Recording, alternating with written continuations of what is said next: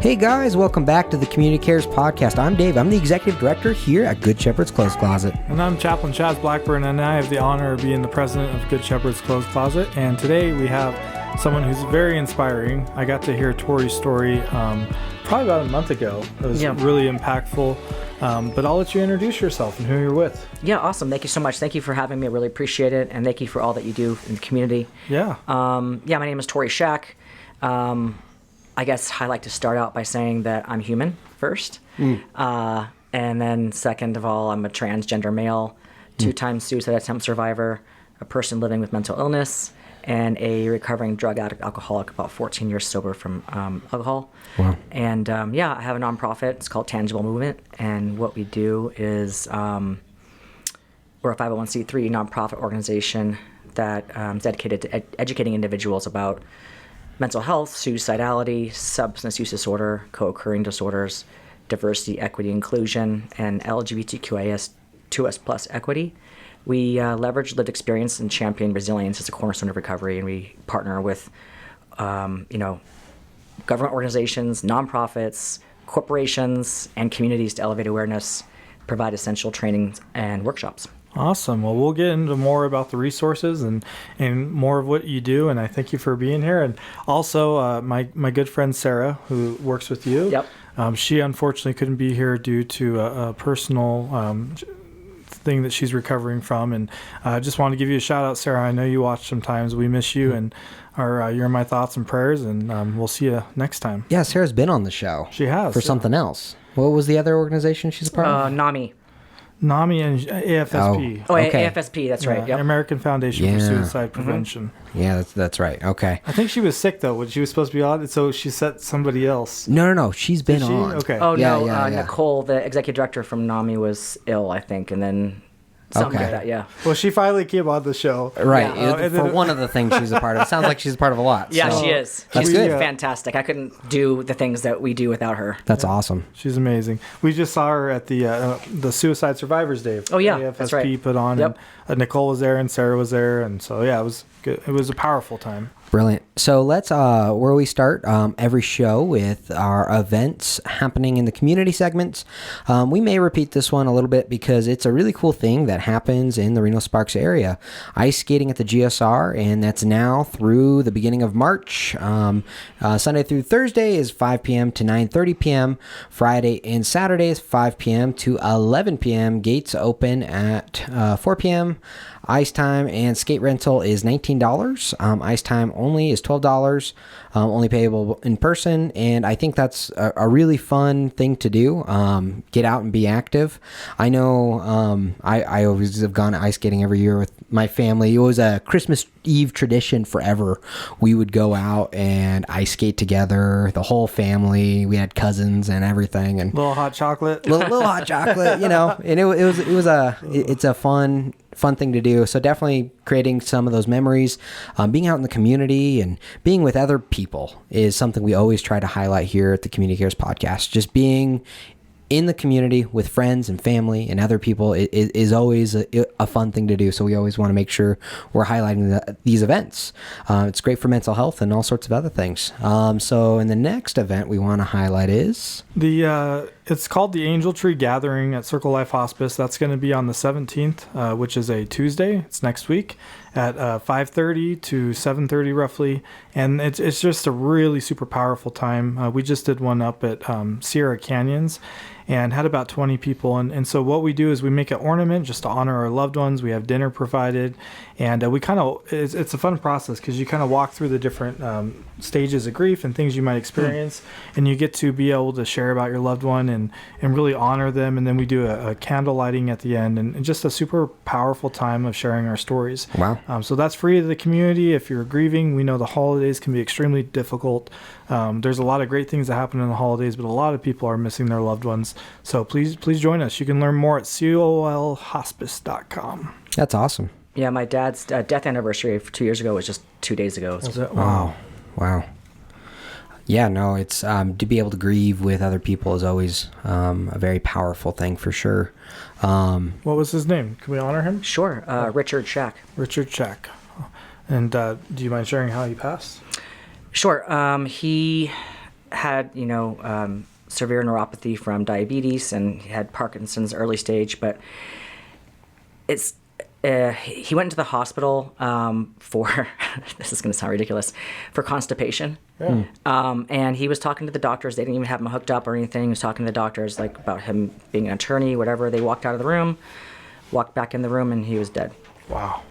That's a sudden loss Yeah. for sure. Mm-hmm. A lot of people don't know Parkinson's is actually the largest growing diagnosis, even over Alzheimer's, in the United States.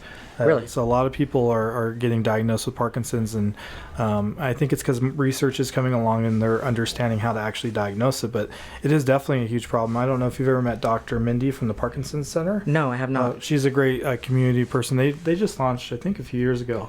Have we had her on yet? I don't know. We should have her on. She's amazing. And that's a whole nother slew of resources for those struggling with Parkinson's or family members who are supporting loved ones who have Parkinson's. So, yeah. Wow. But, well, thank you for sharing about his passing, and you're in my heart. Yeah. Thank you. Absolutely. So then we're going to highlight our last community event, which is also a month-long event, the Christmas on the Comstock at Virginia City. We talk about Virginia City a lot because there's a lot of fun things to do over there. And really during Christmas time, they decorate the whole town. It's a lot of fun.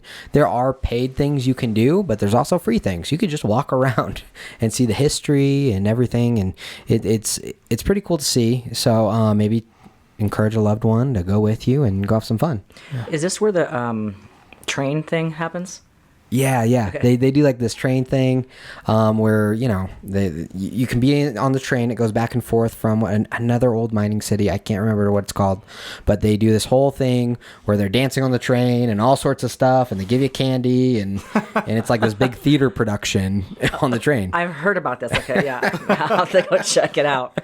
When I hear about Virginia City, I always think about the ostrich races. Oh, I know, right? The camel races. I think about the outhouse races, because that one's funny. I didn't realize the history behind that until we learned about it on the show. I'm not going to judge you, but that sounds crazy. It's crazy. The outhouse races. Yes. Have to just explain a little bit. Poor Torri's like, what do you guys talk about on this show? Well, the outhouse races, they were a thing where they banned outhouses in Virginia City at one point. And so to rebel, all the residents, what they did was they decided, all right, we're going to do outhouse races on the main street to rebel. And it's been a tradition now ever since. Wow. So they still do. It's pretty funny. But it's a big thing that they do in the fall of Virginia City. I don't know. That's your fun fact for the day. Yeah. I didn't realize the history about it though until this show. We did the research for it, and I was like, wow, that's crazy. I don't even remember. How do I not remember? I don't know how you don't remember it, but yeah, we talked about it here, and so definitely a fun thing to do and to share with family. They don't have the outhouse races right now. What they have is the Christmas stuff going on. Christmas on the Comstock at Virginia City, and they celebrate the holiday season for the entire month of December during Christmas in the Comstock with a tree lighting, holiday play, saloon crawl, parade, and more. You can find out all the information online about what they're doing at Virginia City for Christmas. But then you have a year-round Christmas store. Have you been to that? I have not, no. Yeah, they have a year-round Christmas store in Virginia City. My wife loves it, and this season's enough for me. Yeah, I do not love it. I really do love Christmas, but I love it even more because it comes around once every once a year. Totally. It can be exhausting. Yeah, it not could be. family It dynamics. is. Yeah. I love my family, but Yeah. So definitely go in and checking it out, what's going on in Virginia City. So we're going to end, not end, we're just really starting, actually. We're going to start right now into the community resource segment. This week we have Torri, who we introduced at the beginning, and he is the founder of the Tangible Movement. Is that correct? Yeah, it's just Tangible Movement. Tangible Movement. Yep. Nice. Yeah, why don't you tell us all about the organization, what you guys are doing? I'll just say where I met Torri was at the Nevada Donor Network. They were doing a hospice Yeah. council, And so they brought in a speaker, and Torri was that speaker, and a super powerful story. And I was not expecting all that you said, to be honest with you. Oh, really? It just kind of, it just was, you were so vulnerable, and I really appreciated that, because a lot of people struggle to be honest about their journey, right? But there's power in our stories, and you've really embraced that. So I had a lot of respect for you in that aspect. Thanks, I really appreciate it. I guess like I said before, I'm human first, right? And that's the thing you have to remember. As far as all the labels and everything that are out there these days, but Tangible Movement I started in 2016 after I finally got stabilized on proper medication. Diagnosis is bipolar type 2, anxiety, OCD, ADHD, you name it. Just check the boxes, go down the list, and I got it. I'm also a 2-time suicide attempt survivor. I mentioned that before. After my last suicide attempt in 2010, I got sober following that. And then it was still a number of years before I was actually able to get stabilized on the proper medication. Not that I advocate for or against medication, but that just worked for me. It worked for you. Not one size shoe does not fit all. Right. And I think people make a mistake of thinking that or projecting that, not you, but other people, and that's just not how it is. No, it's not, and everybody's different. And so I decided, I grew up in a household, my dad actually, is an extreme bigot and homophobe. Oh. And so, and I then, believed myself, I was a racist and a homophobe. So I literally couldn't stand gay people or anybody other than white, really. And it was when I was about 14 as I started having some mental health, about 12 to 14 is when I remember the mental health issues. My dad didn't want any crazy people in the family, so he wouldn't allow us to go to therapy. My mom finally convinced him.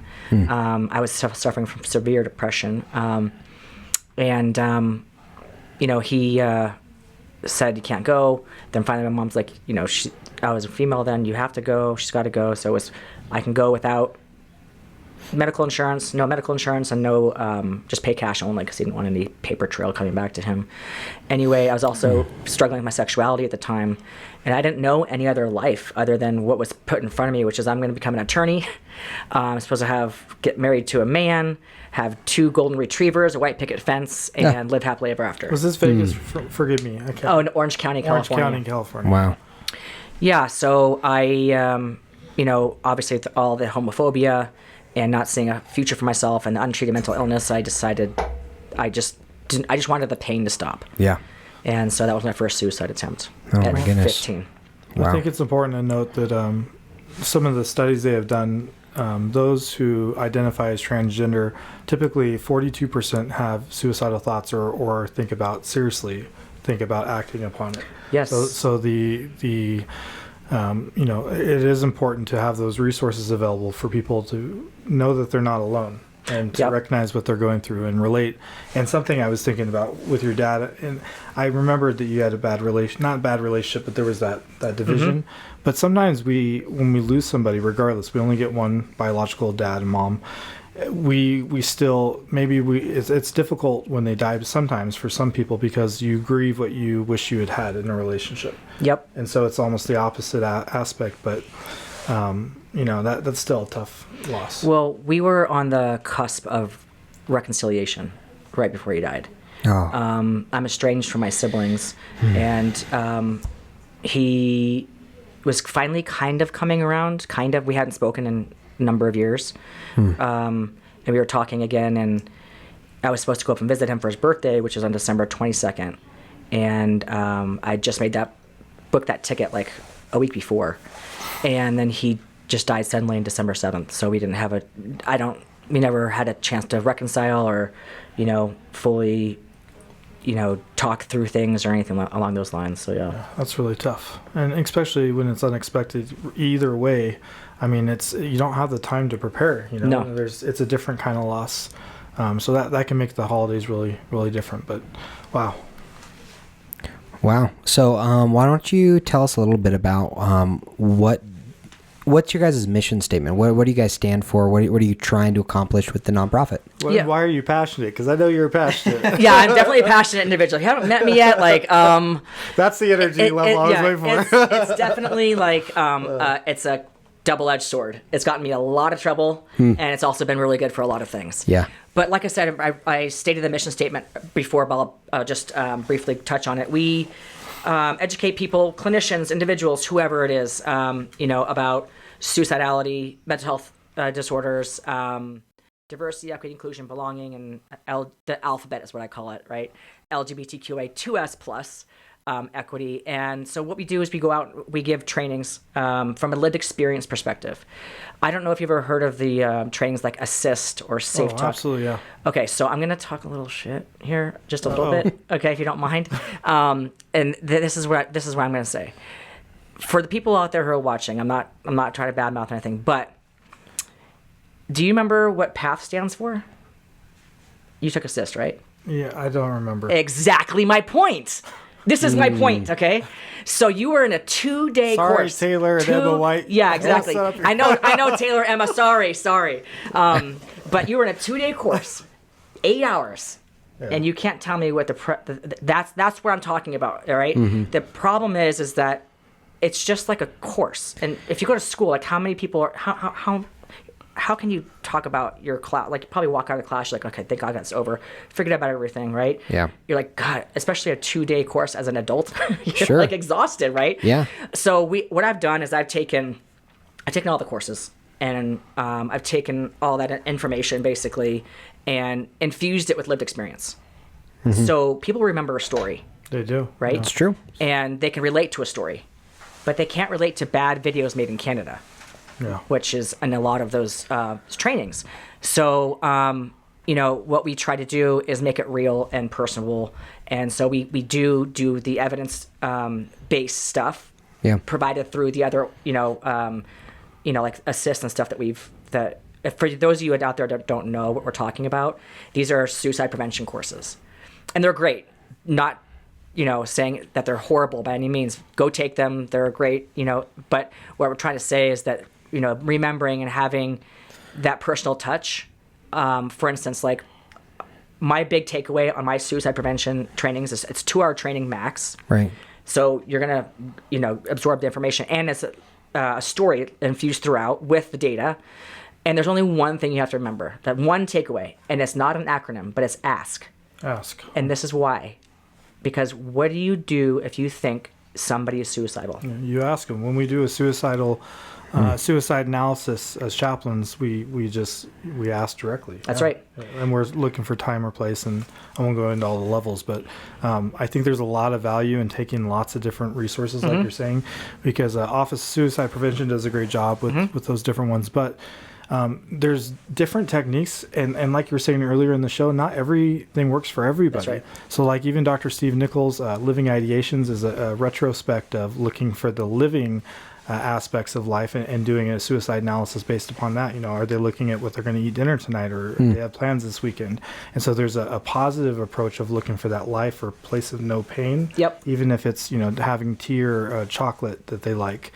So I can totally understand. It's not that you're bagging on anyone, but there are different approaches like you've designed. Those simple things. Sometimes it is as easy as asking. Yeah, it is. Or complicated. Yeah, that's the thing is, I've taken all of the courses, and they all have an acronym. All of them do. And it's not all of them. Mental health first aid. What is allergy? I don't even remember what it is. Like I walk out of the class and I forget. But yes, it's as simple as just asking. And that's the thing is just ask. And that's every single one of those trainings. That is the number one takeaway. I'm giving you guys the ending before you take the class. Oh, don't do that. That's a bad plan. Bad plan. What are you doing? Ask. It sounds super easy, right, and simple, but it also can be very difficult. Oh yeah, to I mean, ask that question, absolutely, right? I mean, yeah, 1,000%. And a lot of people think, to the contrary, a lot of people think that if you ask somebody if they're suicidal, that it may put that in their head and cause them to be suicidal. And this is what I say to them. I say, if I ask you if you're constipated, is that going to make you constipated? Yeah. Okay, it's like the same thing. But if you break it down into like, wow, like, okay, that's, oh yeah, that makes sense, you know, like, so I really toss out like absurd things like that to make people really realize, hey, you know, that's ridiculous. That's not going to happen that way. Ask somebody. Well, it reminds me of what you said. I'm human, right? Yeah. You started out with that. And as humans, we want to be loved. And so by asking, you're showing, you know, indirectly that you love that person enough to That's ask. right. And so I think there's a lot of value to that, and just being able to say, you know, I care. I mean, and just saying, hey, I want to take you, if they are suicidal and it's not to the point where you can do a warm handoff and it's not appropriate for that, or it's not critical, and it's just kind of a thought and they're in pain, you know, just even something as simple as, you know, I'd like to take you out for coffee tomorrow. Yep. And showing them that you really care, you want to listen. Yep. And the listening is the key, you know, as far as not projecting your own stuff onto them or giving advice, you know. You're not trying to fix it. Yeah, right? no, just listen. Just listen. I think that's really good. Sounds so simple. I know, but it's not. It's not. It's really not. It's incredibly difficult, especially when somebody, you know, if you're not in the mental health space, and it's shocking, you know. So yeah. Let me ask this: so if someone's listening or listening to the show afterwards, and they are having suicidal thoughts or ideations, or just struggling, what would you want them to know as someone who's survived twice from 2 attempts? I would want them to know that, for me at least, it was about pain. And for a lot of people who are suicidal, it's about wanting to stop the pain, not necessarily wanting to die. And, you know, there's a lot of resources out there that were not available when I was 14 or 15. I'm 46 now, you know, so I just want people to know that there are people that do care. Your story's not over. This too shall pass. Yeah. And, you know, there's always 988 as well. Yeah, what a great resource that is. That's good.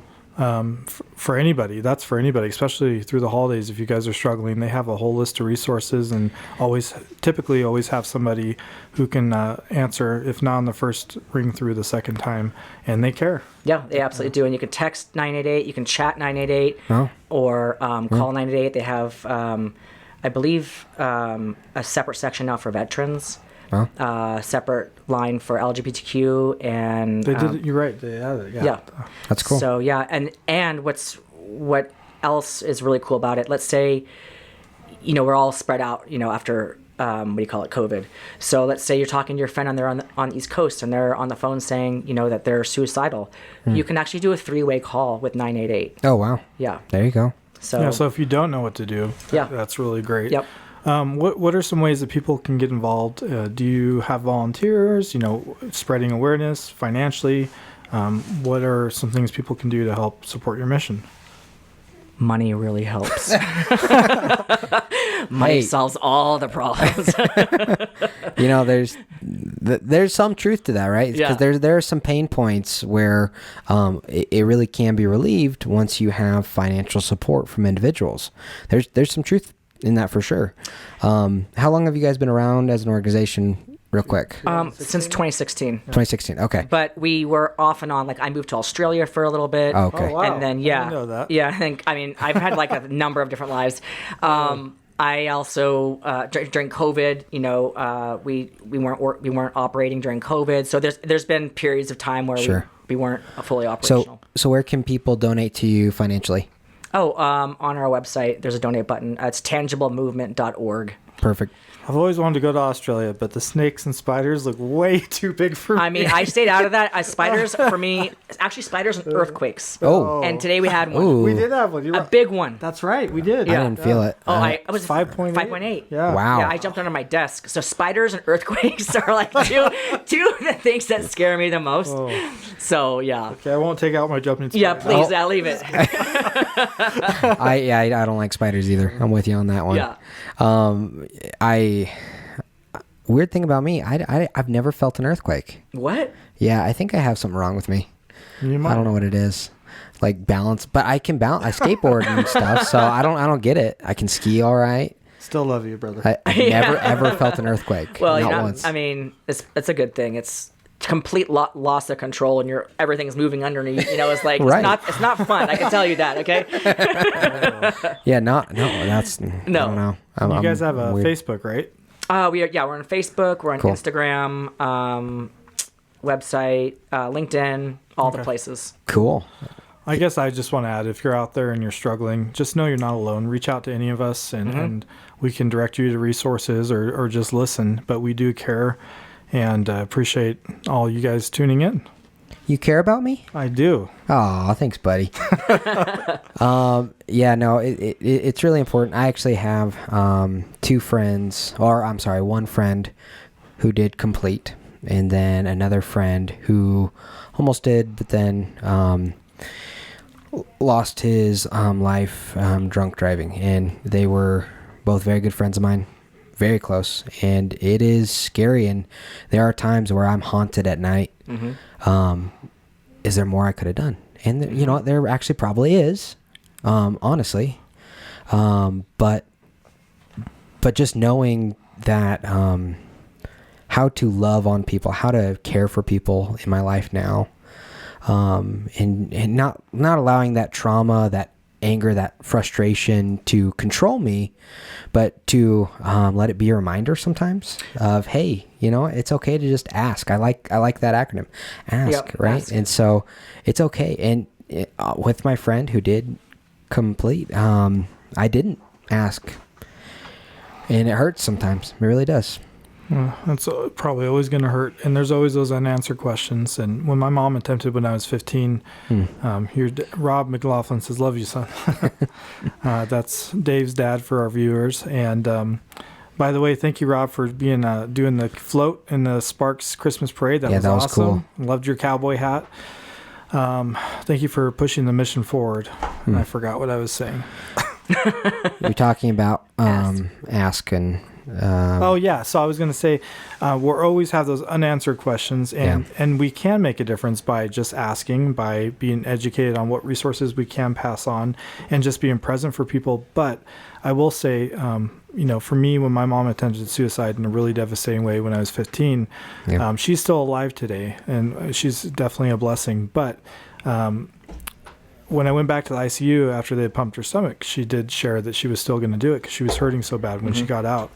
And my therapist at the time said something really powerful to me. And he said, we can always be educated on the resources and show up and love on people, but ultimately that is their decision and that's their choice. So we can try to make a difference, but ultimately he told me the power was not mine.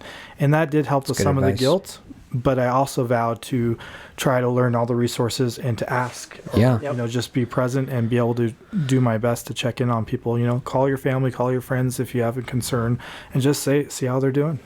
Yeah, through Alcoholics Anonymous, actually, they tell, because a lot of people take their lives, and so I've been in and out of that program, for many, many years, and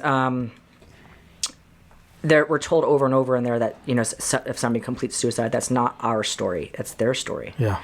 And not to wrap ourselves into their story and make it about us. Yeah. Even though it is hard, obviously hard. Easier said than done. But, it's just like what you said. Yeah. It's like that's their choice to a certain extent. Yep. All you can do is the best you can. And of course, if you don't have the resources, or haven't been to a training, or then you don't know what to do or how to act or how to speak, or if something feels weird, to be intrusive, because that's kind of what it's all about. You have to be a little bit intrusive, like you do, get past the uncomfortableness. Yeah. Get comfortable being uncomfortable. Yeah. I just realized we haven't really asked you, how do people get a training from you or a seminar, or how do they make that happen if they wanted to do that with their business? Yeah, they just go to their website and submit the form, or you can. I would say that's the best way. Just the website, submit the form, and let us know what it is they're looking for. All of our offerings are on the website. Cool. Yeah. And is that a 2-day course as well? No. Sorry, I had to. That was bad. I just want to add that we haven't said our cliche little saying, which is be the change that you want to see in the world. And I really do respect what you're doing. You've taken pain and turned it into purpose. And I think that's super important for anyone who's grieving or struggling in life, whether, mental health issues are real, and just like a physical injury. And so we shouldn't be embarrassed to seek help. No, 1 in 5 people have a mental health disorder. Sorry, everybody out there, but if you're sitting in a group, count the 5th person down. One of you two has got a mental health condition. And also with co-occurring disorders, right? Like substance use disorders, people who have a substance use disorder issue, there's like a 50% more likelihood that they have a mental health condition as well. So if you're in a room with people who are recovering drug addicts, alcoholics, 50% of them have a mental health condition. Wow. Yeah. So, it's prevalent everywhere. And so just be kind. You never know what if you're crossing the street and, honking at some person, they might just be leaving the hospital from when their parent just died. You never know what someone's going through. 100%. So you just got to be kind, Oh, and we gotta break the stigmas, and that's what you're working to do. So thank you so much. I'm glad you came on the show. And do you have anything else that you want to plug or kind of share? I would say, you mentioned the transgender stuff. For female to male, which I am, there's a 70% of female to male transgender individuals have thought about suicide, and about 50% have attempted. Yep. Wow. Which is I've heard that the statistic. Highest. Yeah. That's a lot. So for any of you out there struggling, who are on the spectrum, on part of the alphabet, there are also resources. I'm also on the board of directors for our center, Reno, which is Northern Nevada's LGBTQA community center. So, we run 45 programs out of our center, do a lot of trainings through there as well. And I'm also on the board for NAMI, the National Alliance on Mental Illness. There's a lot of support. There's a lot of resources there. And I'm also part of the Lived Experience Advisory Committee for the Suicide Prevention Resource Center. Again, a lot of resources there as well. Awesome. That's great. I will just say too that I'll end with this for me, but I do a lot of different kinds of support groups, and everybody's story is different, every loss, but there's something about being with a demographic, whether it's children who've lost parents, parents who've lost children, or people who have the same kind of lifestyle or identify the same. There's a different kind of level of support and comprehension when you're in those support groups, when you're sharing stories, because of that relatability in different ways, different things that you're struggling with that maybe someone else doesn't understand who lives a different life, right? Yeah. And so I think that's really valuable to have, to find your people that you can relate with, especially for grief support or recovery or those different things. And again, I always encourage people, don't just do one though, find the combination. Sometimes it's a therapist along with a grief support group and Alcoholics Anonymous. It just depends it's different for everybody, but usually more than one area to be able to find support is important. Yeah, agreed. So to end on a light note, what's your favorite restaurant in Reno Sparks? Oh boy, that's hard. I don't eat out very often, so I guess it is. I like the Gastropub. I don't drink. Gastropub. I haven't been there yet. Really? Yeah, is it pretty good? Yeah, they have great burgers. Okay, cool. Yeah, great Awesome. burgers and. Do they have veggie burgers? I'm a vegetarian. Oh yeah, I used to be a vegan for 4 years. Solid. Wow. Yeah. Awesome. Yeah, I've been vegetarian. Vegan's way harder. Yeah. Vegetarian for 10 years. Wow. So. I mean, salad. So. Thanks for that. That was helpful. No problem. Yeah. If you want to find out more about if you want to find hold more on a about second, hold on. tangible movement. Hold on, we have a comment. Rob said vets have a pretty high rate as well. Yes, sir, they do. We thank you for your service. Oh Rob. yes, they do. Is he a vet? He is. Yeah. Oh yes, Rob. Very well aware of veterinarians' suicide rates. So thank you for what you do. Appreciate it. And Veterans, we got to end on. So, what's your favorite thing to cook? Oh my gosh, I cook the same thing every single day. Oh wow. Okay. In the morning, you guys are gonna think this is kind of weird, but I make these protein pancakes. So what it consists that's beautiful. That's out there great. for anybody who wants to not lower their sugar or whatever, it's 8 egg whites.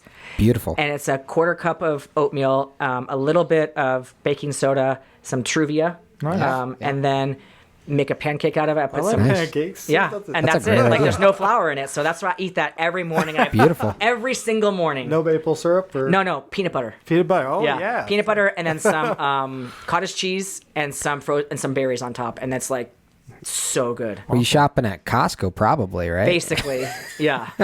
I love Costco. We were there today. There's definitely help out there if you guys are suffering or just hurting or need help. Visit 988 and also make sure to visit the Tangible Movement website, which is www.tangiblemovement.org. That's awesome. Thank you so much for sharing your story and being here. So the Are you fireworks gonna for- try to? Are you gonna try? Oh to, yeah, wait. No, you got to go really close to the camera. like ridiculous. it's- Oh, I got mine. Wait, you got the yours. thumbs up. Okay. We wait, change it? wait. This Oh, one. Yeah. I didn't change it. I didn't. Well, you No, always no, blame no, me when it doesn't work. You got the the and then Apple you can do thing. this one too. Yeah. Oh, I didn't know about that one. This one is pew pew. It makes like there you go. It makes Oh, a laser. There's a heart. So, love you guys. We if you want to find out more about Good Shepherd's Clothes Closet, He loves Star Wars. Look, do you see all the Star Wars up there? Oh, and you didn't even know about this one. I didn't. That's pretty great. That's great. There it goes. Oh man, That's cool. That is cool. If you want to find out more about Good Shepherd's Clothes Closet, we're an independent nonprofit in the Reno Sparks area that gives away clothes free to those in need. We've been doing it for over 28 years. If you want to find out more, visit getclothes.org. You can find out all the information. If you want to volunteer, if you want to donate, if you want to donate clothing or time, or even financially, like we talked about earlier. Nonprofit work is not easy, and we exist only because of people like you. So thank you. We help over 700 people a month, no matter what. We're asking you to come alongside and help one. All right, guys. Thank you so much. We'll see you care. next week. Thank you.